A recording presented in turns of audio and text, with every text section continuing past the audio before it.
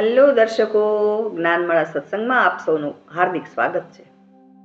આપણે પહેલા મહાદેવજીના આસન વિશે જાણ્યું હતું.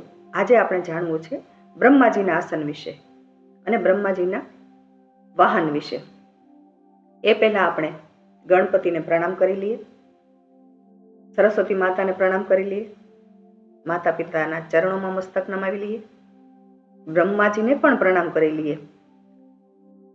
શ્રી ગણેશાય નમઃ, શ્રી સરસ્વત્યે નમઃ, શ્રી માતૃપિતૃ ચરણ કમલેભ્યો નમો નમઃ, શ્રી બ્રહ્મદેવાય નમો નમઃ.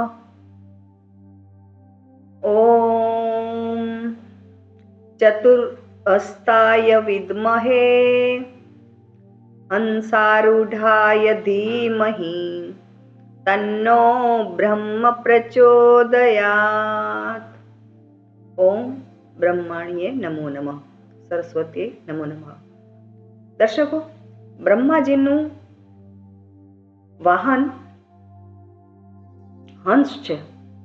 હંસ આપણને શું શીખવે છે? એક વસ્તુ કહી દઉં કે આપણે લોકોને આપણા દેવી દેવતાઓના ફોટા હોય, મૂર્તિ હોય, એ જે હોય એમાં એના વાહનો હોય, એના અસ્ત્ર શસ્ત્રો હોય, તેના અલંકારો હોય, એ બધાના કંઈ ને કંઈ અર્થ થતા હોય છે. આપણે એ વિશે થોડુંક એ રીતે વિચારવાનું મગજ રાખીએ ને તો આપણને થોડુંક ખ્યાલ આવે કે ભાઈ આનો અર્થ શું થાય છે. દરેક વસ્તુ છે ને પ્રતિક રૂપે હોય છે, એના અલગથી અર્થો થતા હોય છે. તો હંસ કેવો હોય, હંસ શું છે, એની ખાસિયત શું છે, એ વિશે વિચારીએ તો આપણને પ્રથમ ખ્યાલ આવે કે હંસ એ વિવેકશીલ છે. કેવો વિવેક છે એની અંદર? નિરક્ષીર વિવેક. એટલે કે જો હંસને આપણે દૂધ અને પાણી ભેગું કરીને આપીએ તો એ માત્ર દૂધ જ પીએ, પાણી રહેવા દે. એને જો સાચા મોતી અને ખોટા મોતી ચારામાં આપવામાં આવે તો ખોટા મોતી પડ્યા રહે, એ સાચા મોતીનો ચારો ચરે. તો આ જે વિવેક છે એ વિવેક આપણે પણ શીખવાનો છે. આપણી લાઈફમાં પણ બે રસ્તા આવતા હોય, બે વસ્તુ આવતી હોય, બે પસંદગી કરવાની આવતી હોય, એક સારું હોય, એક ખરાબ હોય, તો એમાંથી સારું કયું છે એ વિચારીને આપણે તેને અમલવારી કરી શકીએ, એને નિરક્ષીર વિવેક કહેવાય. તો આ વિવેક આપણી જિંદગીમાં બહુ જરૂરી છે. ક્યારેક આપણી અંદર જો આ વિવેક ન કામ કરે તો આપણે ખોટા માર્ગે ચડી જતા હોય છે, ખોટા રવાડે ચડી જતા હોય છે. કહેવાય ને કે આપણે અંદર ઘણા બધા દૂષણો પ્રવેશ કરી જતા હોય છે. તો બ્રહ્માજીનું જે વાહન છે હંસ, એ આપણને શીખવે છે કે આપણી જિંદગીમાં આપણે યોગ્ય નિર્ણય કરતા શીખીએ. બરાબર છે ને? સરસ મજાની વાત. હવે આપણે વાત કરીએ બ્રહ્માજીના આસનની. બ્રહ્માજીનું આસન કમળ છે. બ્રહ્માજી કમળ પર બિરાજમાન છે, આપણને ખબર છે. અને એ કમળ વિષ્ણુ ભગવાનની નાભીમાંથી ઉત્પન્ન થયું છે.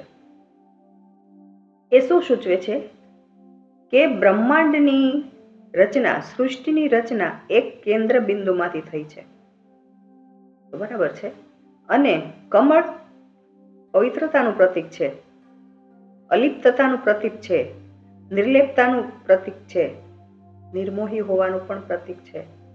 એ સિવાય કમળ જ્ઞાનનું પ્રતીક છે.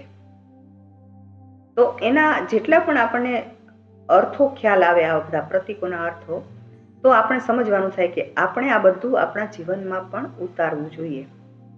દાખલા તરીકે કમળ પાણીમાં તરે છે છતાં એ આપણને સ્થિર હોય ને એવું જ લાગે છે. તો એનો અર્થ શું થયો કે એ દરેક પરિસ્થિતિમાં પણ સ્થિર રહેવાનું છે. એટલે આપણી જિંદગીમાં કેટલી બધી વિષમ પરિસ્થિતિઓ આવતી હોય છે, કેટલી સમસ્યાઓ આવતી હોય છે, કેટલી મુશ્કેલીઓ આવે છે, તો એ સમયે પણ આપણે આપણી જિંદગીમાં આપણા મનને સ્થિર રાખવાનું છે. આ વસ્તુ આ કમળ શીખવે છે આપણને.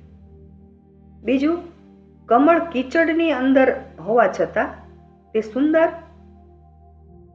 પવિત્ર અને જ્ઞાનનું પ્રતીક છે.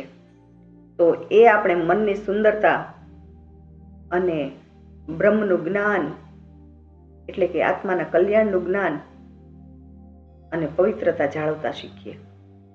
આપણી જિંદગી જો પવિત્ર હશે ને તો આ જ્ઞાન ઓટોમેટિક આવશે. બધું એકબીજા સાથે સંકળાયેલું છે.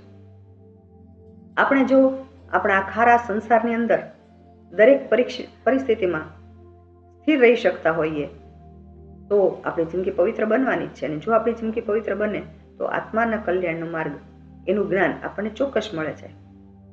બરાબર. તો હવે આ જે કમળ છે એ આ બધું આપણને શીખવે છે.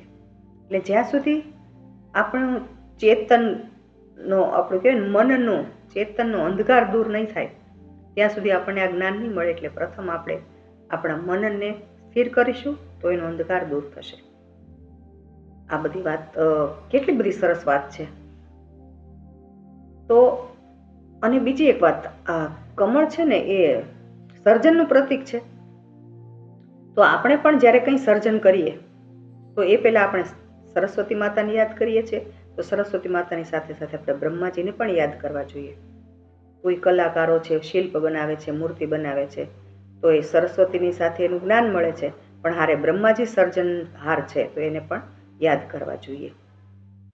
તો આજની આ વાત આપણે બ્રહ્માજીના આસન અને બ્રહ્માજીના વાહનની વાત સાથે આ વાત આપણે પૂર્ણ કરીશું. આવતીકાલે આપણે બ્રહ્માજીની જ વાત ચાલુ રાખીશું. ત્યાં સુધી આપ સૌને જાજાથી જય શ્રી કૃષ્ણ, મહાદેવ હર, સુપ્રભાત. સર્વેના કલ્યાણ માટે આપણે બ્રહ્માજીની બનાવેલી સુંદર સૃષ્ટિને આપણે જાળવીશું. આપણે પર્યાવરણને ધ્યાન રાખશું, પ્રકૃતિનું ધ્યાન રાખશું. આ બધી પ્રાર્થના સાથે આપણે આજની વાત અહીં પૂર્ણ કરીશું. એ પહેલા સર્વે ન ભવંતુ સુખિનઃ, સર્વે સંતુ નિરામયા, સર્વે ભદ્રાણિ પશ્યંતુ, મા કશ્ચિત દુઃખ ભાગ ભવેત. ઓમ શાંતિ શાંતિ શાંતિ. ચાલો સૌને જય શ્રી કૃષ્ણ. કાલે ફરીવાર મળીશું.